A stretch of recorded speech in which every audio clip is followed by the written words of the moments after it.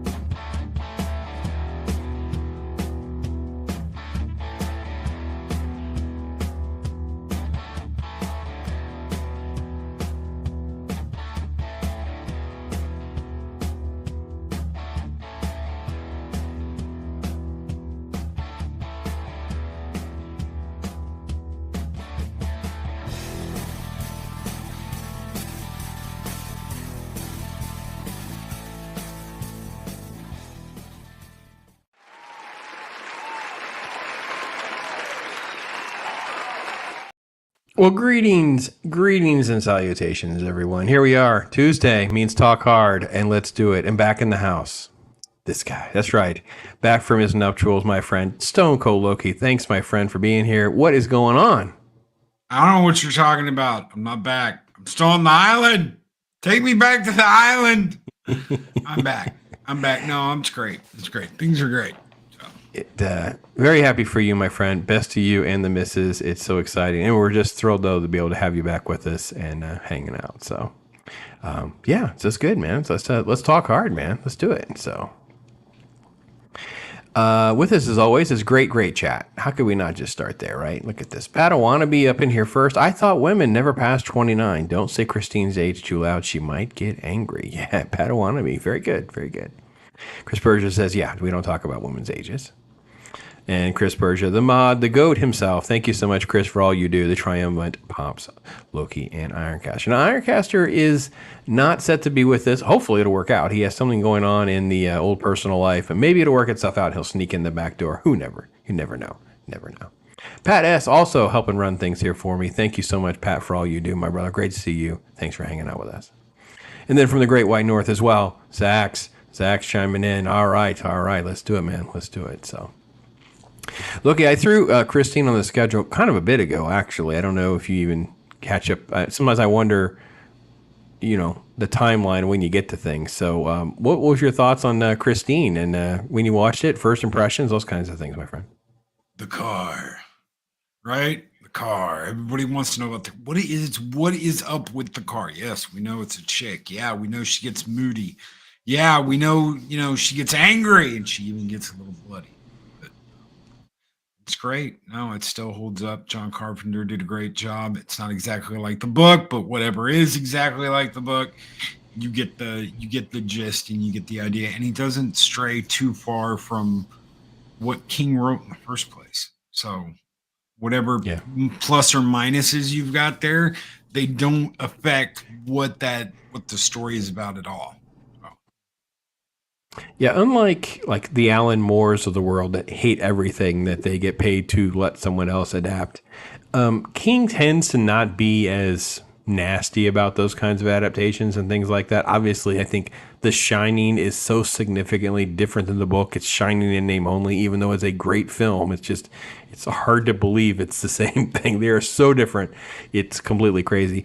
I am with you. I don't think this one, I think that Carpenter is such a great filmmaker. He did such a good job of trying to say, well, we kind of need to give the audience something to grab onto for an origin story. We need to give them something for a beginning, right? You know what I mean? We have to explain it.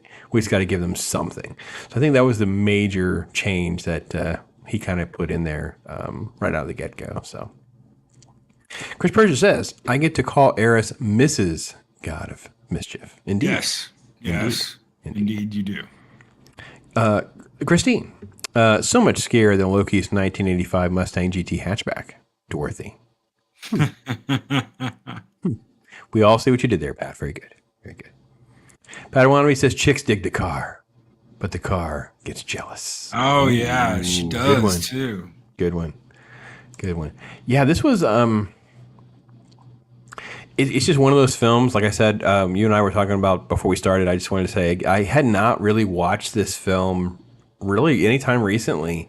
And it came up as the 40th anniversary stuff. It came up in the, I don't know if it's on the Fathom event list or not, but I know it was 40th anniversary. Put it on the schedule for us to get to. Obviously, we talk about Carpenter. Our love of Carpenter is wide and deep. Next week will be Halloween, 1978, baby. So, it was easy to throw a Carpenter film on. It's almost like I'm cheating, right, brother? we could put just about any Carpenter on the film, and we're like, yeah, we'll watch that. It'd be great. It'd be great. Yeah, pretty much. Yeah. We got to get pretty far. I think it's Ghost of Mars or something, where it's like, a Carpenter film becomes like, the misses are not very often. Escape from L.A. I can live parts with of that. Yeah. It's still. It's entertaining though. I can have a good time, right? I mean, I don't know. The later stuff with Ghost of Mars, I think, is probably the hardest for me. I don't really have any desire to watch that again. Yeah, I don't know. But yeah, we're eventually going to get through, I think, his whole library. His library is, it's interesting. It's interesting. So, but yeah, here we are with Christine. Yeah. Wait a minute. Oh, Ghost of Mars and The Fog were the bomb. Okay. I thought you were trying to say they bombed. I'm like, The Fog is well thought of. Yeah. Yeah, I'm not a big fan of Ghost of Mars, but you know what? To be fair, Pat, I would definitely consider rewatching it if the boys want to watch it. So we'll see. Yeah, the ending of L.A. Great last line. Yeah. Listen, it's again, Loki and I are also we should be members of the Kurt Russell fan club. So just about everything Kurt Russell touches, we're also going to be like, yeah, we could give that a watch. Why not? Yeah. Carpenter even and Kurt Russell. Bone Tomahawk, which was so bad and horrible. Yeah, it's funny you said that because someone else loved it and I have not watched it. And because you were so harsh on it, I put it in the back burner. It's off of the priority list of that. If you can imagine a multi-tiers of priorities for me of things to get to. But so again, long before T2, folks. This was Pops' introduction to Bad to the Bone. So obviously I'd heard the song in some way, shape, or form in my life, but I remember very vividly this film and this song,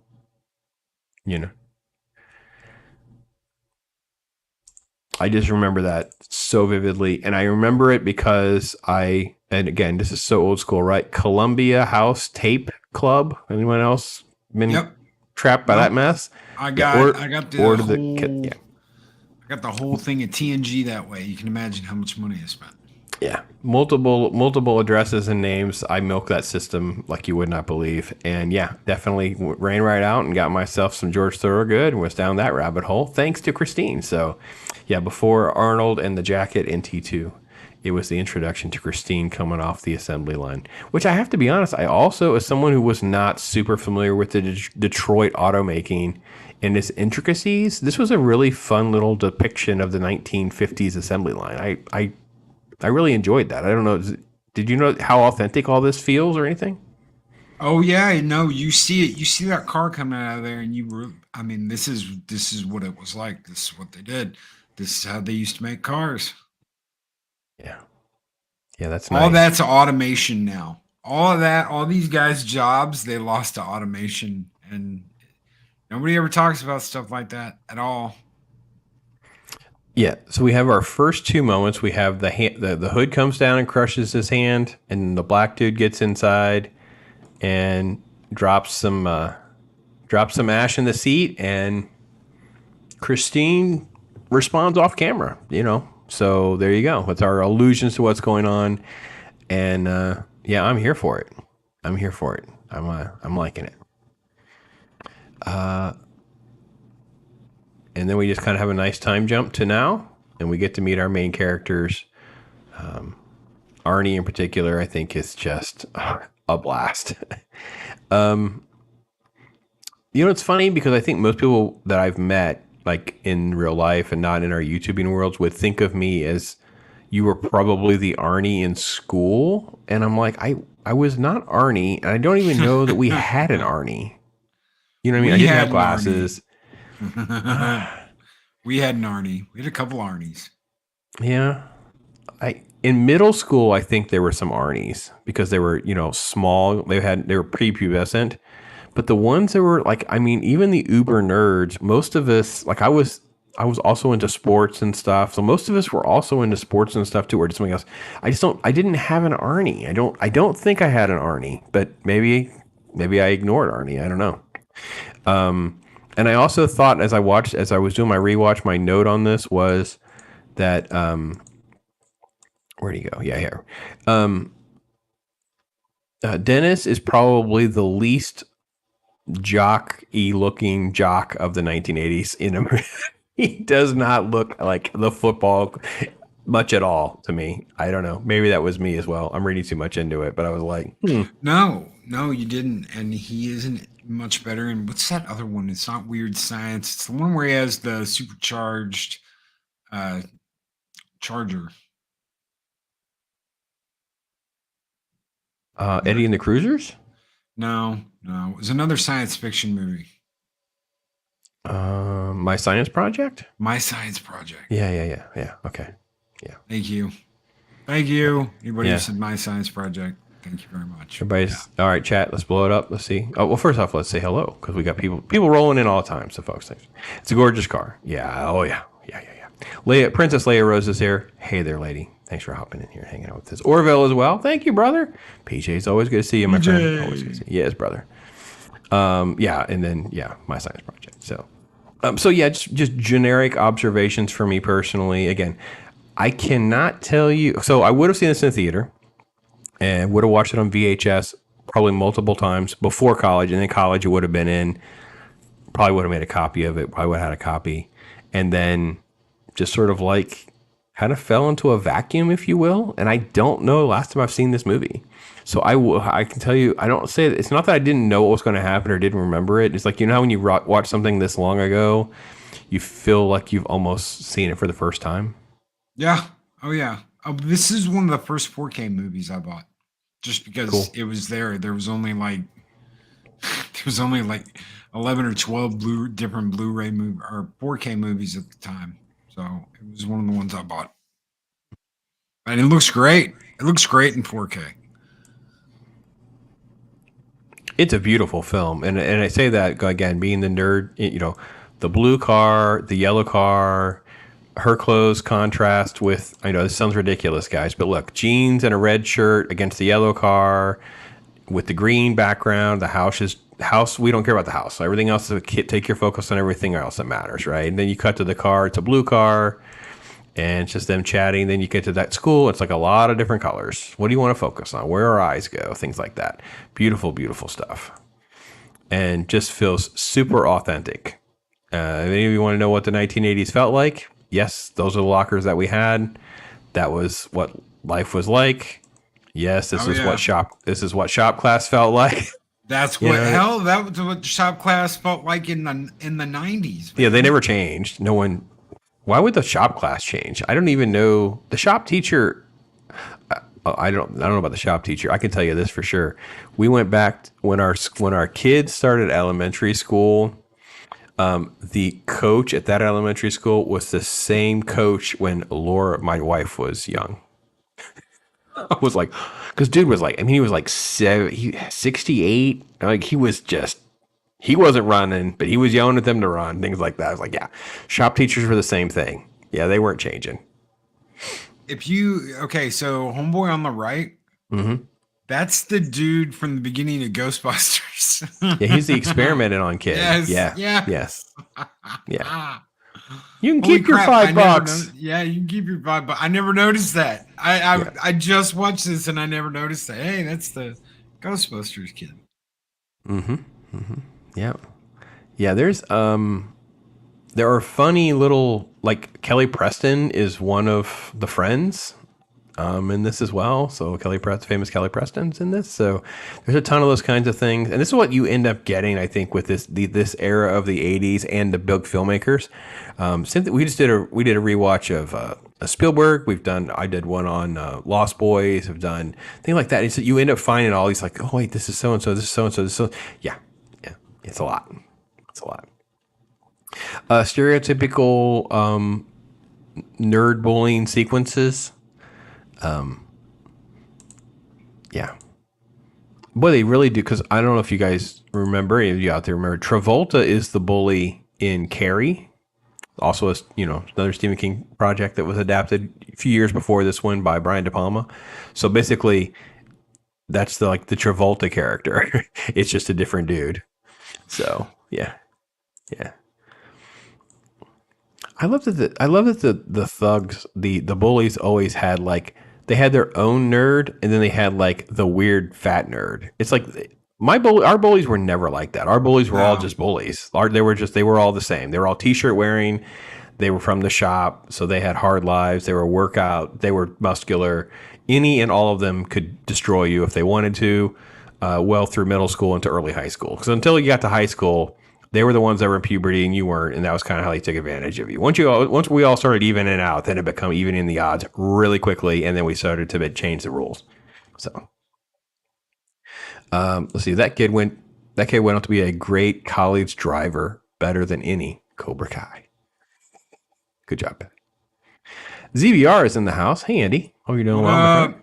What is up, ZBR? He's throwing out the congrats. Yes. Bring it. Bring that congrats from you guys. Pops Thank first you. has to chime in there. So yeah. And I also think about Carpenter. He spent a lot more time on the sort of setup than I remembered before we got to the car. I somehow thought it would be. It was 15 minutes, but somehow we're not at the car yet. We're just at him finding the car. And I have to be honest, man.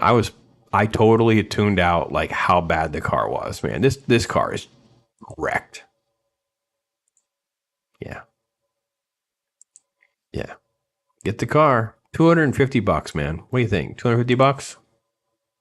That sound right? If it starts, that's a deal. If it would start, because he said it would start. I don't know, but if you guys find a car that would run, yeah, $250. I think my first car was $150.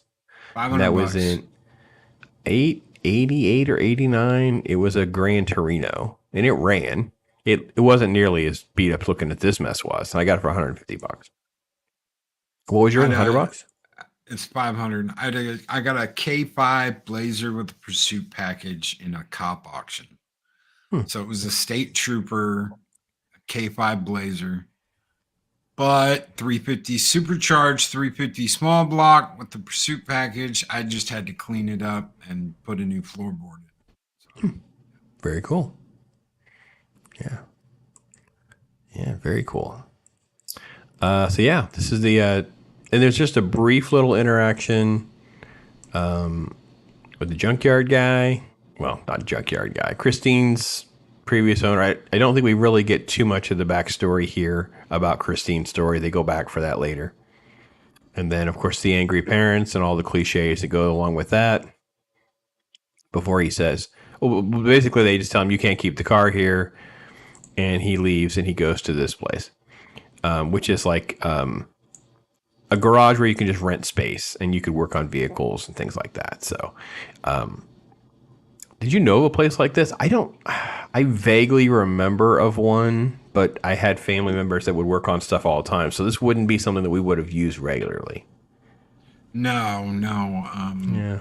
I think LaPorte had one, but we didn't have one where I grew up. So.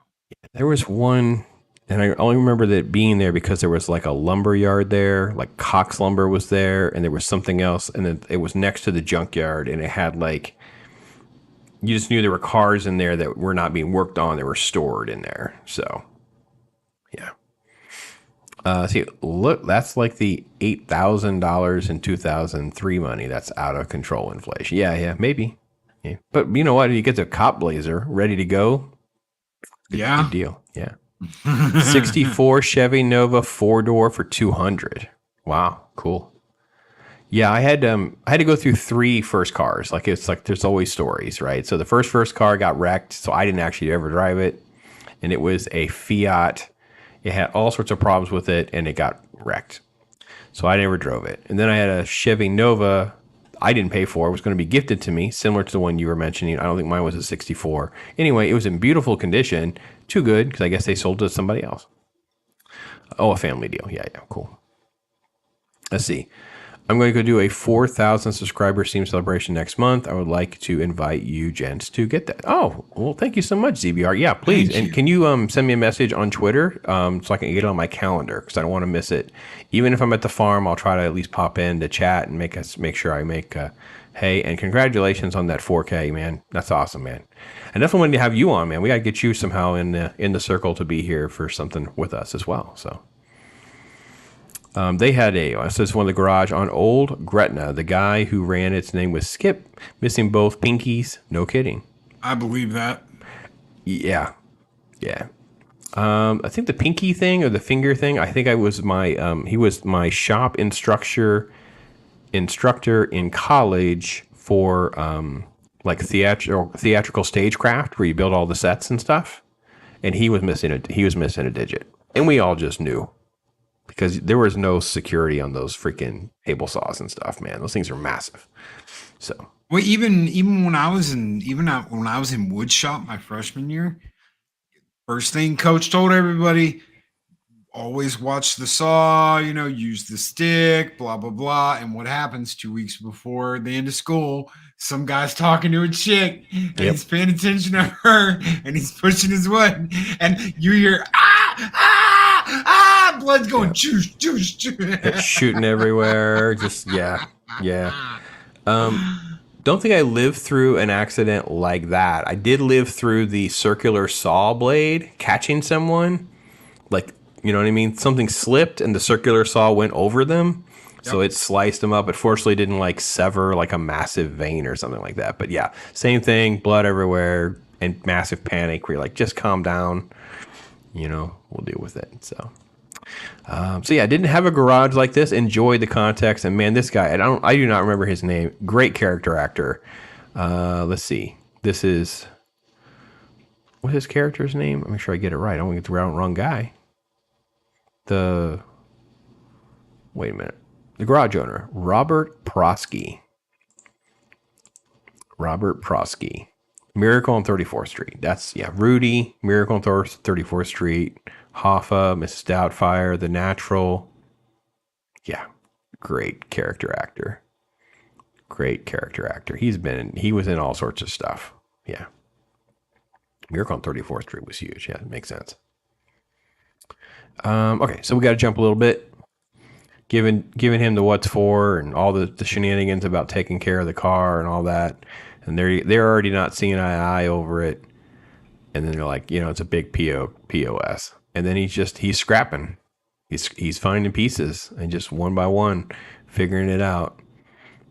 And I don't know about you, man. It would be a needle in a haystack trying to find parts for a car like that. I mean, today, yeah. Unless junkyard or not, even back then, to find pieces to a Fury would be, that'd be rough. Yeah, if you don't have someone making parts still, you're just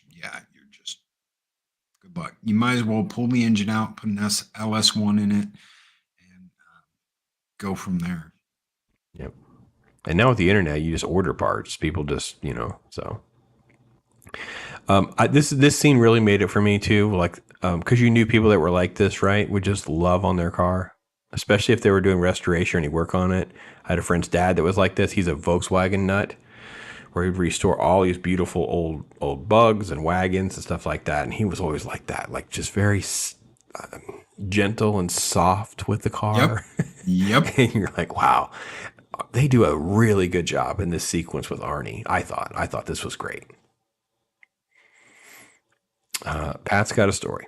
My history teacher and shop teacher, always a coach. It's almost like football comes first on the Gulf Coast. Yes. Well, yeah, where you are in the SEC, so, you know, you're in the South, so I don't want to tell you, brother. Yeah. Let's see. Back to school, girl watching. I got to be honest, man. This girl is like, I mean, she is the girl right here in the foreground. She is zoned in on him, man. She is never, ever not giving him the look, right? Right. Yeah. Nope. He's got his eyes on the brunette because you're a guy. Guess. I don't know. I'm like, well, no. I love that she just blows it off to, I have somewhere to be. Doesn't address it. Just leaves him high and dry. And we cut to Arnie, who's already ditched the glasses. I don't remember the book. Do you remember anything about the glasses or his transformation, really? There's just sort of like, the movie doesn't really get too much. Yeah. It's okay. So the car isn't just connected to him. It's like leeching off of him. Right. He's picking up on that. Yeah. Okay. And I mean, if at the very end of this movie, you're going to see him and he's going to have these uber dark circles under his eye. And he looks like he's been awake for weeks. That is what the car is doing to him. The car is just sipping off of him. Yeah. Constantly. Siphoning off his soul. Yeah. Siphoning off his soul. DVR owns this. Cool. Yeah. Give it a go, man. This is a fun one in that just sort of like have on and, just really enjoy some of the character development. Just a really good character piece and just a fun little story. All right, so this is where we get the backstory of the previous owner and the death in the car and the brothers. Basically, was the Arnie before Arnie, right? And what really hit me too when I watched this movie, because I obviously I mentioned Carrie because I have that. I'll be on Nerdporial on Thursday night talking about Carrie. I'd done some other rewatches and stuff like that. I really was kind of immersed because I thought about Cujo and some of the others. King did a really good job early in his writing career of penning some books that felt they're horror in the real world, right? They weren't fantastical. He didn't get like alien obsessed until later. So yes, this has a supernatural spin on it, but we can all relate to sort of like the dude that's obsessed with his car to the point where he would neglect school or a girl and whatever. You can relate to the rabid dog. You can relate to the girl being bullied. So all this works really well. And the idea that you would have a cursed car felt pretty real. Felt like you could believe it, right? Right. Yeah. He had acne in the book, and Arnie was kind of like a creep in most King books. Okay. Yeah. Faithful adaptation. I haven't read the book in too long. I haven't read King. The soul of the book is in the movie, and that there are some like little things here and there that either got left out or got changed, but the soul behind that book is in this movie. So. And that's Arnie and his relationship with Christine. That is the whole ball of wax. So they get that right, and that's to me that was really important. Yeah. Yeah, I just haven't read King. King lost me in that phase with like Desperation, Bag of Bones in there, where he just sort of like you weren't really quite sure that he had really like a plan for what he was trying to write and what he was trying to accomplish. And then later, of course, he was a lot more transparent about being like a free thought writer. Like, just let's see where the story goes. And it was like, oh, okay. Yeah, I can see why certain books just got away from you. And I just got sick of spending money on books that I just wasn't enjoying. So I have not read this book in eons. Don't even know. Yeah. Dark Tower was the last set of books. I didn't buy anything after that. So to me, that was like his magnum opus. What are you going to do after that? Well, he's got ex-wives that he has to pay and kids he's got to pay and people he's got to pay. So he's still writing. Yep. Yeah. Yeah. You're just trapped too under those royalties too, that people are getting chunks of that money. Nothing you can do, man. Life choices. Okay, and you can see the car is very quickly transforming and getting restored. And Arnie is just... Oh, and by the way, I picked this up earlier. I didn't notice it. It wasn't in the forefront of my thought, but the odometer is less than it was in the early part of the film, right? Right. Yeah. Okay. Because it's rolling back. It's rolling back to zero. It's being cured. Yeah. Okay. And then football. And then just typical football stuff where Arnie shows up with the hot chick and they're kissing. Stupid thing with the way it jumps around drives you crazy. Oh, there we go. So Arnie shows up with the hot chick. He's kissing her, kind of making out. And Dennis just takes his eye off the ball and just gets snapped in two, man. He's just down. And it's sort of like a career-ending injury, basically. So. And the luck. I mean, how could you imagine that it would go from Arnie being this absolute idiot loser while his friend has everything that he wants. And then this happens with Christine, and suddenly he's the one that's like doesn't know where he's going to go, doesn't know what he's going to do, and Arnie's just got shit figured out. As long as he's with Christine, everything's great.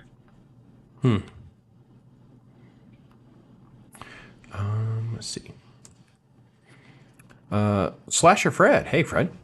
Do you guys consider 1971 Duel to be a pre-Christine? Well, yeah. I mean, it's a made-for-TV movie. Obviously, there's a villain driving the truck. It's not like a possessed truck. I haven't seen that either forever. It's also a short story that was published that Spielberg adapted. So yeah, I think it is definitely pre-Christine for sure. I still know that. I guess this is Christine is kind of a precursor to Maximum Overdrive, which I thought, that adaptation might be more of Ironcaster's taste. He might be trying to slip that in on us, so we'll have to keep our eye out for that because that movie's rough to get through. You don't like the kid getting chased by the lawnmower? I have a hard time just getting through like some of the opening elements of just like the conceptual element of the whole thing. Like just, Machines are going to take over and just suddenly be able to think and kill you and all of this for at least like, what was it? A week? Yeah. It just, great soundtrack though. More AC/DC, and I'm all about AC/DC. So yeah, down with that. So. Dark Tower, what a disappointment of ending. Pac-Man eyes. Come on, Steven. Try harder. Well, Steven's got a problem with endings. That's just how it gets. It's a rough ending to watch after that. So I don't know if it is because of Roland and who Roland was and what he did and the things he did to get to the tower.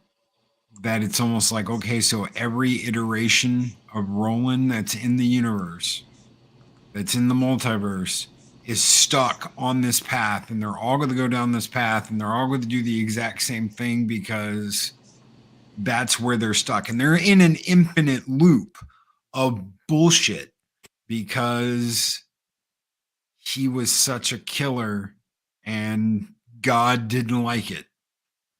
I don't know. That sounds like worse than hell. Yeah, you'd have to speak on that. I didn't get that far down the rabbit hole with Dark Tower. I'm not opposed to it, but I just haven't done it. It's his best work, but it incorporates a lot of the other work that he did in other books. So. Anyway, hospital visit, and then making out, but she's not having it. And I like the fact that, obviously Arnie is already transforming radically, right? Like he's already like, oh, that's right. Cause she nearly dies in the car, choked on the car, right? Yeah. He doesn't want to let her out cause it's jealous. Yeah. It's first sign of like human emotion. It's jealous, right? So he's out of the car very briefly, and she starts choking, and he can't get in to save her. Someone else grabs the, because his door was locked. Someone else, because she very quickly, she grabs it, lifts it up just in time for this guy to pull it open and save her and gives her the Heimlich and that kind of thing. And they start fighting, and it's sort of like this whole make out gone wrong versus, the car tried to kill her. Weird things were happening in the car as far as the way it lights up and stuff. She's not quite sure she understands what's happening as you shouldn't, as the audience, we shouldn't understand. We do see Arnie dramatically changing. So, and then it just becomes, and then he's like, oh, that's right. The car doesn't start right away. He's like, oh, listen, Christine, he starts talking to the car, right? Isn't this that scene? Yes. And haven't ever talked to a car. Nobody's ever talked to a car before.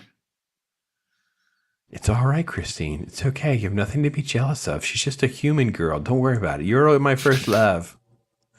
Oh, it's great. Of course, Christine is obedient. Now, when he takes Christine back, the guys that were in the shop class, the bullies from the earlier scene, they'd gotten expelled. They've all that kind of stuff. So they have figured out where he keeps the car, and now they're going to have the big attack sequence where they're going to now vandalize and trash Christine. So I think that Christine is sort of an overly protective lover because she sees Leigh as a threat to her relationship with Arnie. Yeah, absolutely. I mean, I think it's great. I love the fact that Loki is it's like the demon girlfriend. She's jealous of everything. She's jealous of everyone. You don't even have a reason to be jealous. What are you talking about? Just so everybody knows, 7 years before Eris, 7 years of no, not that one. Nope, not that one. Nope, we can't talk to that one. Yeah. And how frustrating that is. Yeah. Oh yeah. She's wicked and she's pissed. And she's red. Yeah. She's a redhead.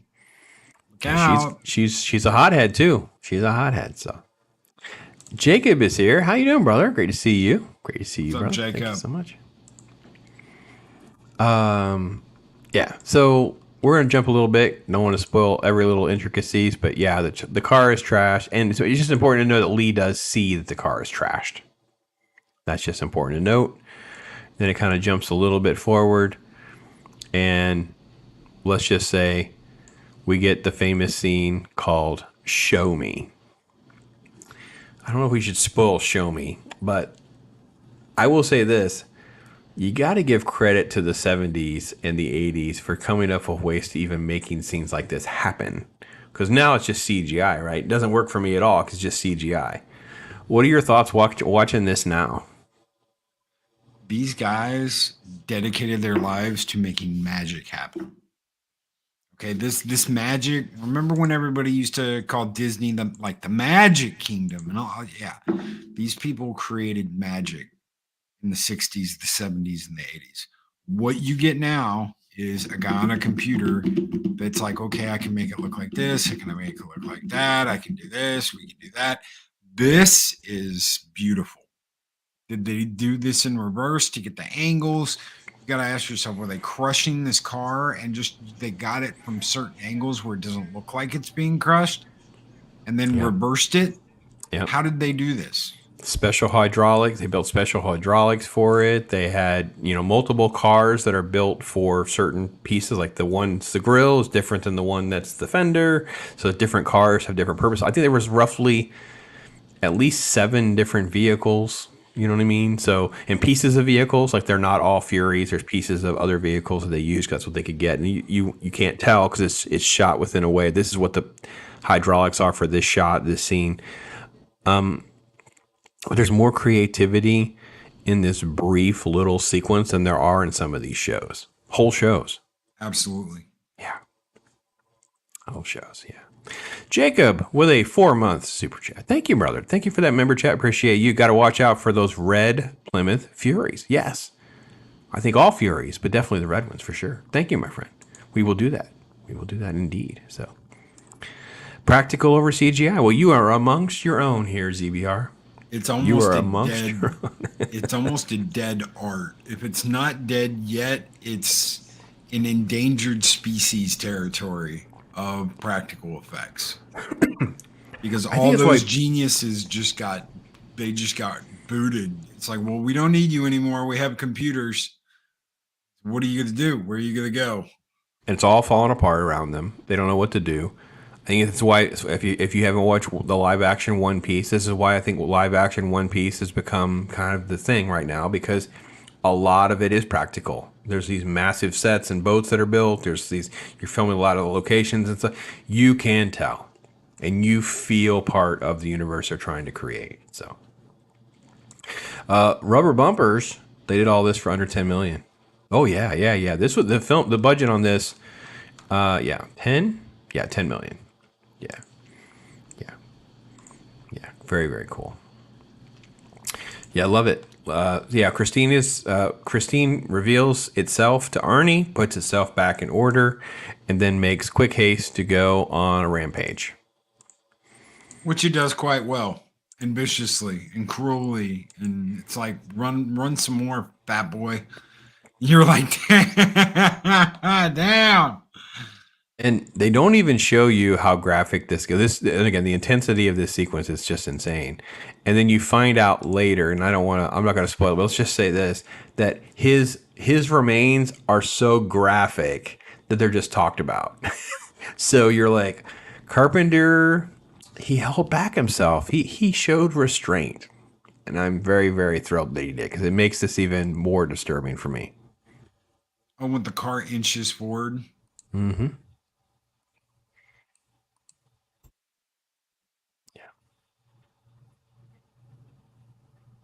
Talking smack to a car. Drinking cheap beer with your friend and watching some football. And then police detective. Everybody will remember him. Questions. Where were you? Where was your car? Yep. Harry Dean Stanton, of course. A lot of love here, right? From Cool Hand Luke to Alien to Godfather Part 2. Just, name the movies. Harry Dean Stanton's been part of all sorts of things. So, yeah, just rolls up as a detective, just starts investigating the case. And actually, I thought that was funny, too, because it's one of those things, too. I think we're in the audience. A whole bunch of car buffs would already be debunking Arnie's story for the reasons that are brought up. And I think that the script does a great job of telling the noobs in the audience that those same thoughts, right? That you can't get this paint anymore. Where's the putty? You can't see it. Blah, blah. The car people are picking all that up, saying Arnie's story wouldn't work but I think the script kind of gives you what you need. Yep. No, it does. And it definitely makes you feel like he's lying his ass off and hiding something. Maybe there's two cars. Maybe there's more than two cars. Right. The spoiler alert, get a little ahead of us there with Fiery Christine and how it's basically a reverse of what happens in Carrie, indeed. Repo Man, boy, that's a movie for you. Oof, that's a reference. I haven't watched that in a minute. So, Padawannabe, a 7-month member chat. Thank you so much, my brother. I appreciate all you've done for me and getting to know you as a friend, my friend. So, that's a long time for me being a member. Christine is showing off her junk in the trunk to that guy. Oh, indeed. Thank you so much for being a member. I appreciate you so much for doing that and hanging with me and supporting me along the way. It means a lot. When are we going to get our next Padawannabe challenge? I probably need to just get with a couple people that have actually talked about doing it. I know Troy Pacelli talked about it, so let me reach out to him and see, because he might be able to work that out, because he'll be on with us in a couple weeks. Maybe we could just tie that into that conversation a little bit there for everybody, because I think people will enjoy an update for the old Padawannabe challenge. Other than that, I know, did you ever ask Eris? We were talking about trying to get her on the hook. I don't know if we ever rope her into that or not. I don't know. I'll have to ask her. Yeah, I don't know. Yeah. I told her what it's going to taste like. And she was like, I can eat 40-year-old gum. I'm like, well, yeah. Yeah, it's like chalk. It's like a Tums. You know what I mean? It's not nearly like what you would expect. It's just, So, Terminator 2 is a perfect example of striking the right balance between CGI and practical effects. Perfect marriage of CGI and practical. Yeah. We're not gonna argue with that for sure. Cameron was a genius. with what he did. Cameron, and Cameron goes along with his older stuff is more in line with Carpenter than anything newer that he did now. I can imagine these guys working very closely together, making something absolutely badass, because they were both like that at one point before Cameron got up his own ass. Well, he's breaking the technology with T2, which took him down the rabbit hole, from Abyss to T2, and then you had, where he is now, where it's all the CGI and motion capture stuff. He's like a tech guru now. That's what he's into. So he's kind of part of that evolution. So yeah. And we can never forgive the fact that Cameron had all these positive things to say about all these new Terminator films that turned out to be dog crap. So not sure I can ever look past all those kind of comments. All right, so Arnie and the detective had their little tit for tat. Leigh's not talking to him, and they're on the prowl, not realizing that they're now being stalked by Christine. Unbeknownst to Arnie. I thought that was fascinating. Like, oh, okay, I guess that's what we're doing too. I kind of forgot the sequence, I guess. I kind of forgot the sequence. Basically kind of runs them down and just thrashing. And I love the attitude. This car is, well, I will say this too, right? Because when it repairs itself, the windows are black, right? So you cannot tell if Arnie's driving. So I think that's a very important clue into how Christine is at least a little bit different than earlier. No, oh yeah, with the dark windows. No, she's darker, and like you said, we don't know if Arnie's in there or not. Right. We don't know if Arnie's in there earlier. We don't know if Arnie just slid into that role. No idea. Slasher Fred says, I think Christine's stuck in the past because she plays old hit rock and roll songs on the radio. Yeah, no, it is. Like, that's it. That's part of her identity for sure. Yeah, oh yeah. 100%. ZBR, another member chat, 7 months. Thank you, ZBR. Thank you. So happy to be supported. Thank you. ZBR. Trust me, it's very much appreciated. I appreciate you guys so much, especially because I got to figure out how to balance that schedule to get those member streams in there, give you guys some things like that. And Loki, the most frustrating thing for me is YouTube doesn't let you like time schedule like something for the members and then it goes public later. You know what I mean? Like the early access thing is a manual process. That just stinks, man. That's the worst thing for me in the world is that I can't give everybody early access and also try to schedule them for when they need to drop. So it's like, well, it kind of goes against the entire tool that you're trying to promote something, but yeah. So if you can just set it up as a member stream and then just a member video, whatever you want to do, and then change it. You can't auto do that, but you can change it. I have to manually do that, but that most of my stuff's happening. Like I drop my first video every day. It's like after your show. So about 10-15 every day after your show is my first video. If I have subsequent videos, I drop them at certain times. I do it not only for consistency, but it also helps with the algorithm. You know all those things, right? So that means I have to manually be able to do that. With my work schedule, I just, life, so, yeah. Cardboard flavored chalk with a hint of the original. Yes, I know. Jacob did do a Padawan challenge. Kudos to Jacob. Total boss move. Yeah, and he's bemoaning the destruction of that nice Camaro. Indeed. Yeah, there's some sweet vehicles in this car in this film. So.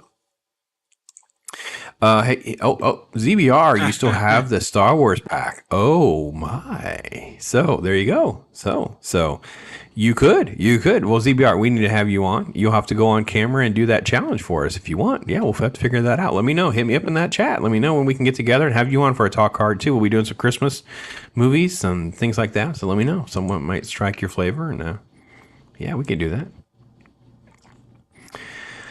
So yeah, the chaos goes crazy, and then you get the famous imagery of Christine on fire, which is just gold. Gold. I can't forget that when you see that in the theater. I had a poster of that. Yeah. I didn't even think I had words. I think this was sort of like awe-struck imagery for me, like trying people. Oh, you already saw Christine? What'd you think? Oh man, it was a blast. It was just a blast. Yeah, I can't even really tell you how much without spoiling it. I mean, this is incredible. Like the car's on fire, literally on fire. I'm like, wow, Carpenter. Yeah, it's great. No, he nailed it. He nailed it. That is a demon car. Yeah. Yeah, fantastic stuff. And he goes back to start repair. Before it repairs itself, the shop owner starts to investigate, thinking there's someone else that's taken the car out because Arnie is elsewhere. So Arnie has an alibi. This has all been Christine. Now we, the audience, know. And because he can now like piece together some of these things and out Christine has to take care of him too. And really kind of a shocking death because it's not what you would expect to have happen, so to speak. So CBR says, I will have paramedics on the standby should I go south for me. The Padawannabe challenge. Yeah, that's how Loki would be. He'd be like, all right, I know I'm not doing that. Bobby, yes, I heard they were making Christine. Well, fortunately, with all the strikes, maybe that will fall to the wayside. But yes, that was in the books that they were going to do a remake. Again, I don't know about anyone else, but I don't feel confident in modern Hollywood that they would understand what needs to happen with that remake, or why. Just watch the end of The Stand, and what they changed and added and removed, and you're like, yeah, no. Well, the bullying would be it'd be agenda-based bullying. Right. And then it would just be, it's just everything about this film is very toxic to them. So that's another reason why they think they would want to remake it. So, but hail to you, Bobby. Yeah. Detective shows up and he's piecing together like, wait, something's wrong, but Arnie's checking out. So something's going on. And then Lee and Dennis are comparing notes about the car. And, now we've got to figure out what our game plan is going to be. So, and there's what you're saying about just the general evolution of Arnie. And this isn't the final version, but this is getting closer, right?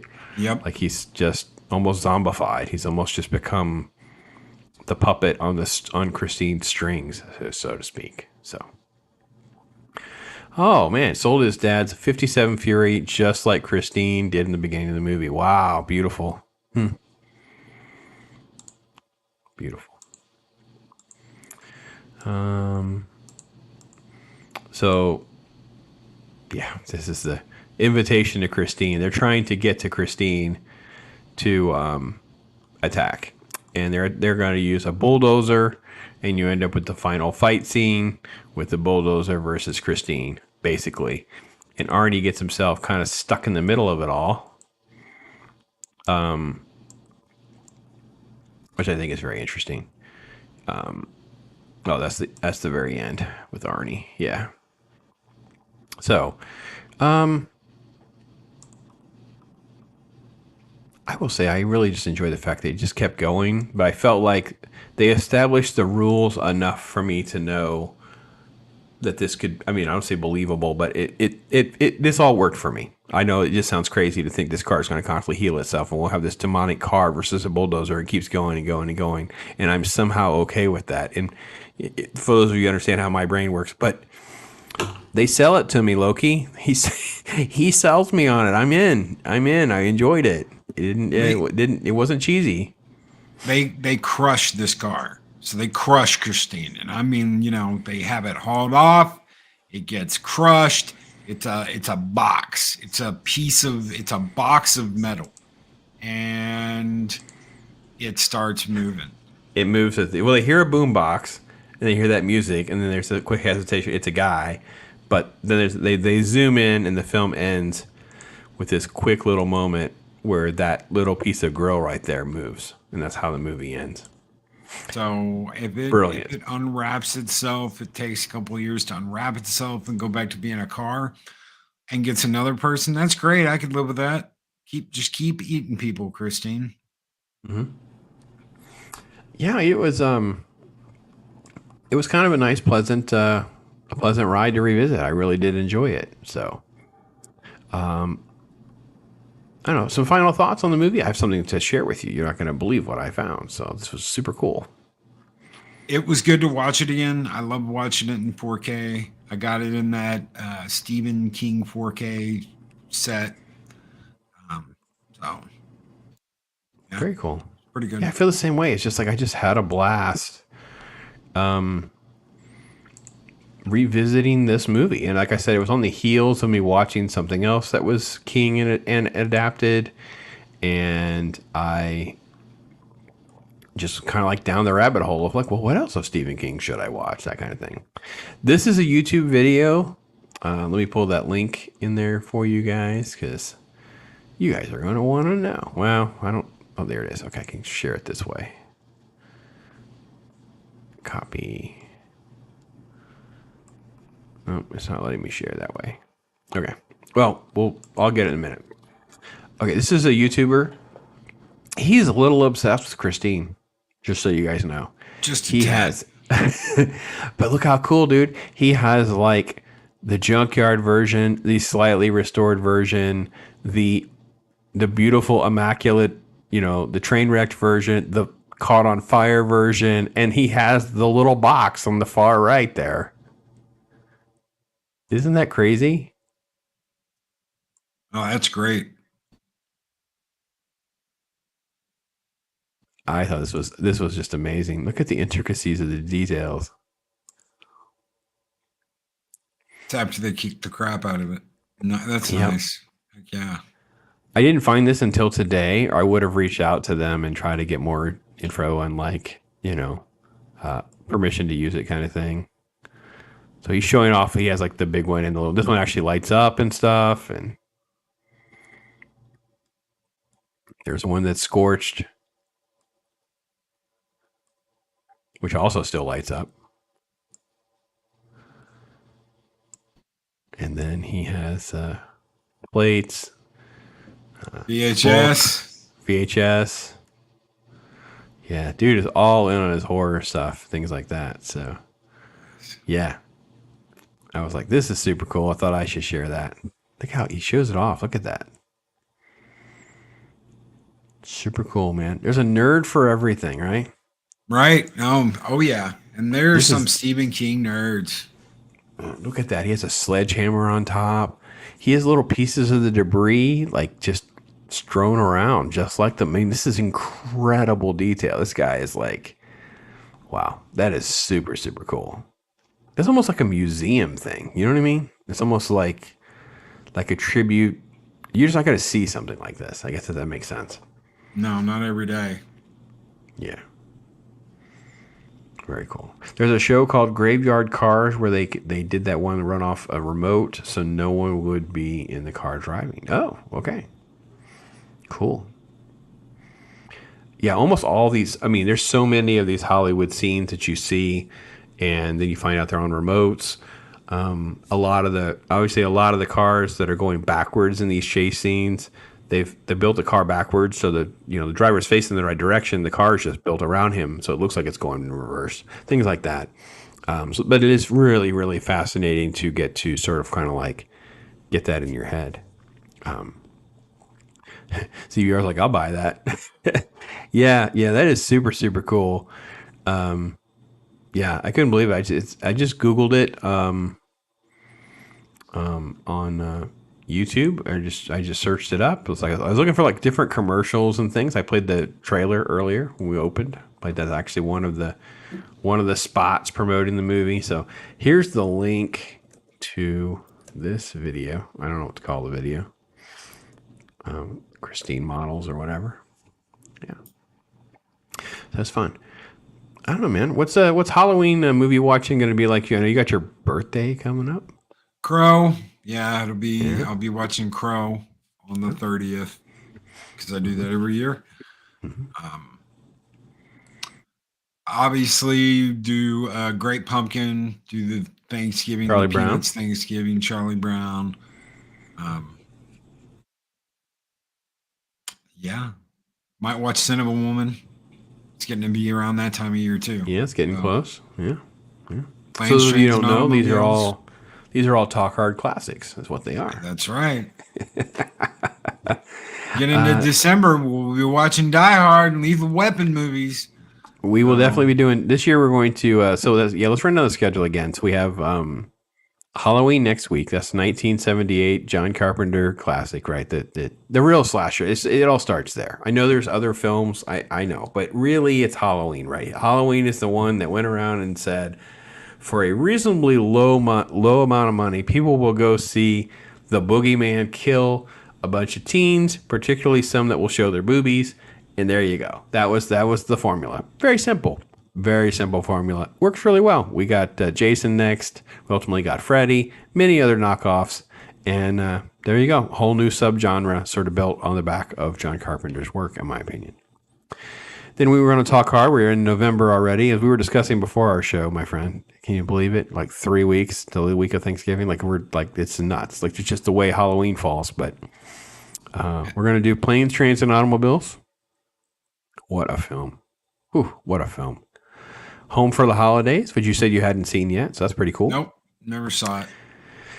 We'll have a week off, sort of some sort of best of filler or something like that, maybe for you folks on the week of Thanksgiving. I will be away, spend some time with Mrs. Pops. And then we don't have something totally set in stone for the 28th. And in December, we have 3 films I think are set right now.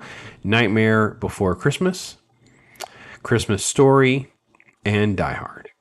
And we will make our case for Die Hard being a great, great Christmas movie. So. Oh yeah, one of the best Christmas movies. This is Christmas music. Yeah,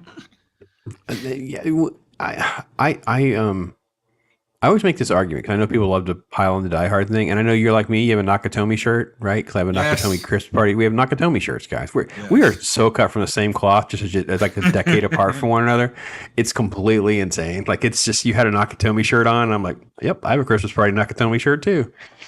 And it's like, okay, there's so many more Christmas seasonal references in Die Hard than there is in It's a Wonderful Life, which is by far considered like the best Christmas movie ever, right? As far as critically acclaimed, you know what I mean? Like that kind of thing.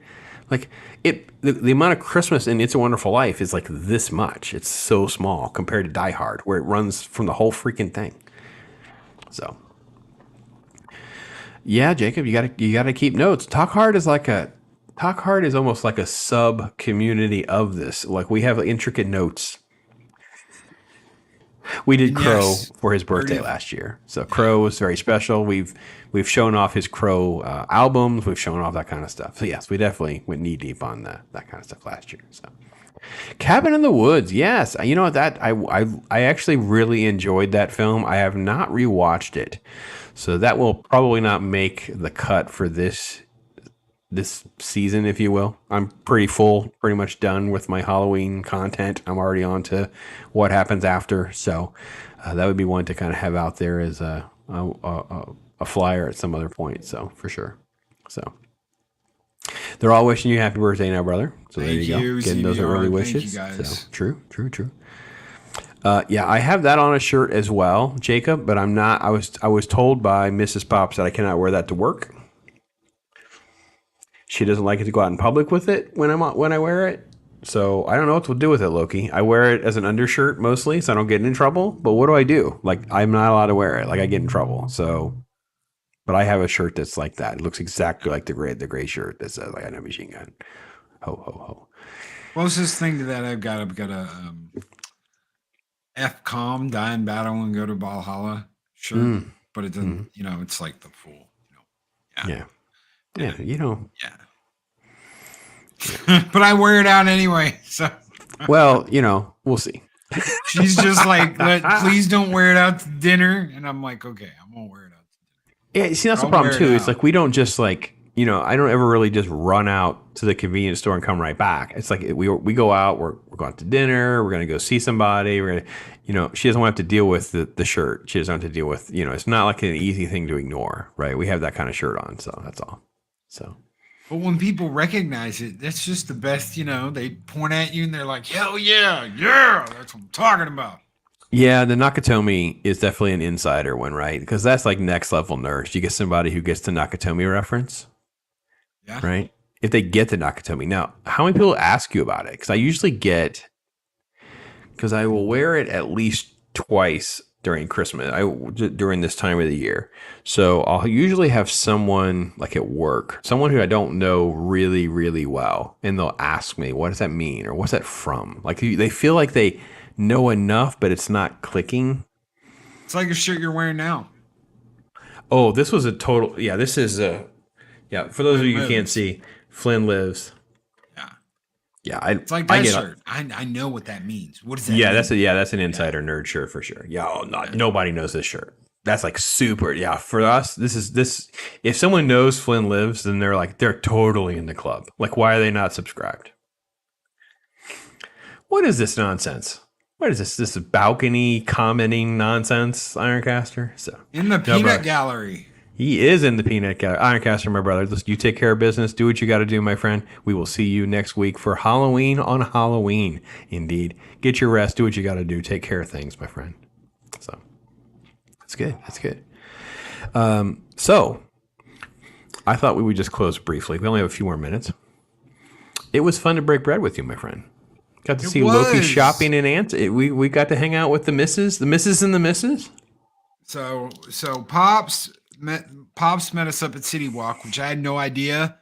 Oh, what's funny too, I didn't even realize the context. I thought by now Mike had given you instructions. Like I thought by now Mike had kind of like, you're going to go there because he would know. And I'm like, so I'm referring to City Walk, and poor Loki does no context. So go ahead. He would just throw you in the pool. See, that's no, he'll just throw you in the pool.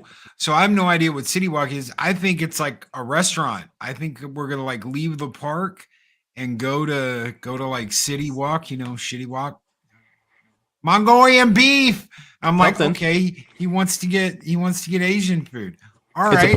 It's a place to go. I didn't know is he's in the park eating. I didn't know that's where he was when he's responding to me. So he's actually already in the park. They're eating in Harry Potter land. I didn't know that. I thought he was still at the hotel. Breakfast. Yes. So Pops meets us up there at City Walk, which we eventually figure out is, where he wanted to meet up at. And it was Margaritaville. So we ate at Margaritaville. We hung out. Went to a couple of stores. He got to see some chick come up to me and be like, "Oh my God, can we take your picture?" And he's the best. Okay, so she's on a Harry Potter treasure hunt. He's tricked out with some Slytherin gear on. She has to get a picture with a Slytherin, and I'm like, she takes this picture. And I'm like, she has no idea. I mean, I don't mean like metaphorically, she has no idea. Like we have between us, probably like 5,000 subscribers. You have a daily show. Not that we're really somebodies, but these are like teenagers. You would think like, oh my God, I'm meeting an actual YouTuber, like does this for a living. And she gets the actual picture of you. Yeah. This is, I mean, you've shown your face, but it's not as common as it is if someone were to take a picture with me. Like, it's no big deal, right? But they get a picture of Stone Loki, and I'm like, dude, she has like a Valhalla collector's item, and she has no. And the ladies are just looking at us like we're just a couple of buffoons. Like it doesn't even register with either one of our ladies. Like, what is happening? And I'm like, you don't understand. Pictures of him. Daga wanted a picture, and he got a mask on the picture. Daga wanted a picture, and he got a mask over the So she had no idea. I thought it was funny. I had a good time. Yeah, we walked around, we shopped, we looked in different stores. Pops was kind enough to be like, okay, go here, don't go here. If you're going to go over here, go that way. Don't go all the way out the park and. So just some tips that may work out. It depends on traffic of that day and things like that. But generally, just some ideas and thoughts of things that based on what you were telling me, you guys would like or whatever. And shipping your crap back to the hotel, so you have to lug all this crap around. It's one of the biggest things, folks. If you do stay on property at Universal and Disney, but you can ship this crap back to your room. You don't have to lug it all around. As long as you're gonna be there the next day or so, you can't ship it. You're checking out in an hour. That's not gonna work. But they got, they'll take care of that. So, yeah. And Eris was shopping. Oh, I think it's fun though, right? Because it's just like this is nerd kid at a candy store kind of stuff for us. Like I just love it. Yeah. So, All right, so let's see. We were chatting. Let's see. Jacob said, "If I for the users, there you go. Tron. Yes. Keely Chow is here. Hey, brother. What's going on? What's going up, on? Keely? Good to see you. Good to see you, my friend. Good to see you. Roll Tide, brother. Yes, indeed. So I know we are way ahead of schedule, but I don't have anything else. What else is on your mind, my friend? Nothing. Still like trying to get our wheels going back. And again, I am. Yeah. I apologize if anybody's been like, Loki's been kind of slow. I'm getting back in the water. I'm getting back on the horse. I had a whole 2 weeks away from this, and it's odd. It's weird. Coming back. And on Sunday, I had a video where I kind of like poured my heart out to everybody and kind of talked about some of the stuff that I've been going through, which I know you know. And it's like trying to get your routine, your wheels going again, right? Ironcaster's not here. He should be chewing up 30, 40 minutes of himself. He's not here. So we're doing the best we can. But we beat on this movie pretty well. I didn't want to, we kind of spoiled everything, ZBR. I know you want to watch it again, but, we want you to have a little bit of fun watching and stuff like that.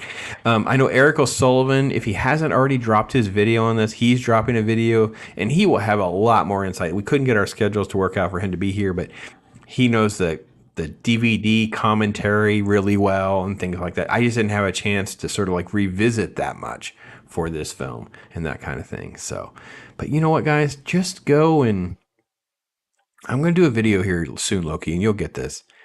The content diet. Let's have a conversation about people's content diet, right? Right.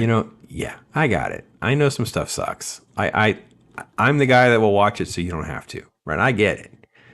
But I don't live there. You know me better than just about any of these people, and I'm never the guy doom and gloom by it. I'm like, screw them. I'll go watch this instead. I don't even it's just not there. Haven't been for really most of the last year. After they kind of broke me last year, and I just felt you're just in a box now, and I'm documenting how much you suck. I'm like, I think it was the Jurassic World call, right? When I called you after Jurassic World, and I'm like, well, I'm done. Yep. I was like, you get tired of it. I'm like, well, if I can't have decent Jurassic World dinosaur movies, just screw them, man. I'll just document the heck out of how bad they're ruining everything. I don't care. I'll watch some old stuff to bring me happiness and joy. And that's what we do. And that's a large part of what we do here, man. We don't really spend most of our time even talking about, we should do this movie so we can wreck it. We're just like, we do enough of that anyway, right? Right. Yeah. So. No, I've got like a Kickstarter projector that's supposed to be here sometime at the beginning of next year that I already paid for. It's supposed to be 4K, all the bells and whistles. It's got multiple laser projector, blah, blah, blah. So whatever it is. I can't wait to sit down and put some of these movies in that and go to town. That's what I want. Cool. So projector, big screen, popcorn, and start watching these movies like they were originally intended to be watched. I think that's going to be a lot of fun. I'm going to Siskel and Ebert the hell out of that. Yeah, that'd be fun. Yeah. Do we hear about the Actors Guild's guidelines on Halloween costumes? Yeah, I don't care, bro. They just screw them. I'm done. What? There's all these rules, so the union tried to like wrangle in what they can do, because how Halloween costumes they get like professional costumes, right? So they become like marketing for different things. So they're trying to wrangle some of that in, so that they want to make sure these studios know we're not participating with marketing or supporting you in any way. That was all it is. It's just another little cheap power play move that's not going to help their cause, and they're just people that are just. They got their heads up their own butts, Bobby. I don't know. I just didn't feel like doing a whole video on something that nonsensical. It's all this petty nonsense. So for those of you who don't know, nothing's going to get resolved. We're now going to get into November. We're getting too close to Thanksgiving. So unless something gets really wrapped up very, very quickly, it's going to be into January now. Because they don't do anything during the holidays. None of them. They do not work. I will tell you personally, they do not do stuff. So, yeah. Dean's talking about Christine. Says I was a teen when the movie came out. Did not want to see it. I was the holder of an overactive imagination. Well, Dean, that's what makes you such a great nerd, my friend. Yeah, I get it. So yeah, I will admit too, this is one of those movies that. So if you were ever after seeing this movie, definitely for the first 3 to 5 years, if you're out somewhere and you're walking, you're hanging out at night or whatever, and there'd be a car's headlights in like fog or something like that, this movie comes right to your brain. It's kind of like birds, right? You ever go somewhere and there's like a whole big flock of birds somewhere sitting or whatever, and you're like, oh crap. You just go right back to that movie, those kinds of things. So Christine definitely had that kind of effect on me as well, Dean. So. Awesome one is here. Hey, brother, Pop Car. Oh, okay. Pop Car. Awesome one. Very good, my friend. So, personally, I'm prepared to embrace Hollywood's new AI overlords. Yeah, well, we're already getting a dose. It's pretty bad. So, but all right, folks. I think we're gonna let you guys head out of here early. Oh, Loki, any other thoughts and comments? And what else are you working on the rest of this week, my friend?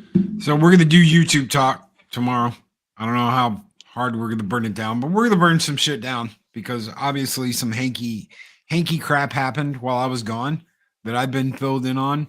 That's like this whole, thing between two different YouTubers and someone getting demonetized because of what happened, even if it's temporarily. And there's going to be a lot to talk about tomorrow. Thirsty Thursday, I have no idea what's going to happen.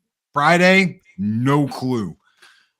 Will there be any other guest spots? We're going to do a comic book roundtable tomorrow Cool. without 24/7 because 24/7 does not have internet at the moment.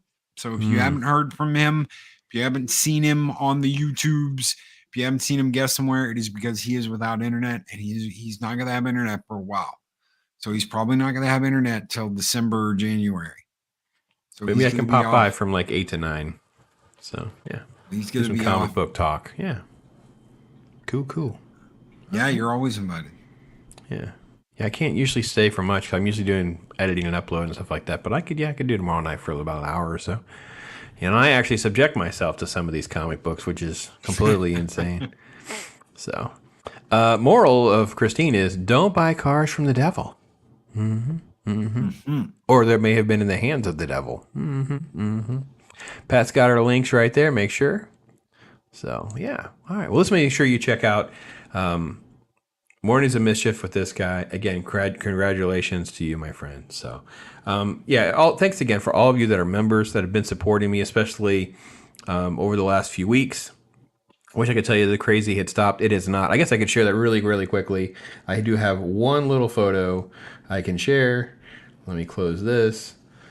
Yeah. So Mrs. Pops is at home. Trust me, we were up and down all night, all weekend. Baby pigs. Yes, nine baby pigs. That's one of my daughters holding one of the 9 baby pigs. So lots of stuff going on. So feel free to check out tomorrow's comic book day. So you know how I start. My videos drop about 15 minutes after his show normally ends, so about 10-15 every day. But tomorrow's comic book talk, so it's me going through some different comic book talks, conversations, news, whatever, a couple of reviews, that kind of thing. And we'll have some good time. We'll do Saturday morning cartoons. And we have What's Your Story this week, where I'll be talking with the great Stephen Ransom, the not YouTuber, Stephen Ransom, about your content diet. So I look forward to that as well. So Pops don't need no sleep. Sleep is for the weak. Well, pretty much. I will say this. I do get good rest when I'm home because, as Loki can attest, Mrs. Pops works me to the bone, man. We got a lot to do on a farm, and she makes sure that I get a lot of that work done when I am home. So I do rest well at that point. But I do not believe in needing as much sleep as a lot of people do. So I will own that part. So great movie to talk about. Y'all have a good one. And make sure you're checked out to Jacob's channel. He's always doing great stuff. His next show, I think, is 8 o'clock tonight. I don't know exactly what movie it is. He's been doing Universal Monsters. So it's been a blast to kind of listen to the panel, go through some of that kind of stuff. So, but all right, folks. Well, listen, you guys take care. Be blessed. Make sure you make tomorrow a little bit better than today. Join us next week. All right, Loki, we're doing Halloween on Halloween. I seem a little bit on the nose, but you know what? How could I not? How could we not do it that way? Wait a minute, though. Which version are we watching? Tell me There's you got like the white zombie version or the, No, what? other weirdo. I don't even understand what you're explaining to people. Now you're just confusing everyone. Halloween '78 by John Carpenter. Okay, thank you. All Halloween. right. Yeah. Yes. The rabbit hole is only for some of us that care for the Halloween movies. I don't want to subject people to any of that other stuff. I couldn't. I don't mind it, but I'm like, I'm willing. It's almost like saying, "Oh, we're going to discuss Saw. Which Saw movie?" What? There's one Saw movie, and then there's a bunch of other stuff that some of us are okay with watching, but like, ew, I don't want to subject people to those. Like, ew. You don't know Eris. So get this. Before we get out of here, Eris bought a seven movie DVD compilation of Saw. Okay. And then a couple years ago, she got the 8 movie compilation. Yep. Okay, so that one's she already Jigsaw. has the movies, but she bought another one, and that was a whole set of 8. A whole set of 8. So we have the set of 7, now the set of 8. Did she try to track down? She's got a 9. She's got the 9 because I bought it for her because that's what she wanted. Set of 9. And a set of 9. And now there's another movie just now dropped. Another movie, so she's got to get the new compilation 4K. Set of 7, 7, 8, Yeah. set of 9, and it's okay. Yeah. There's only like, obviously I love the first one. I just did a video on this. It will drop on Halloween. So spoiler alert for those of you who don't want to sit through it.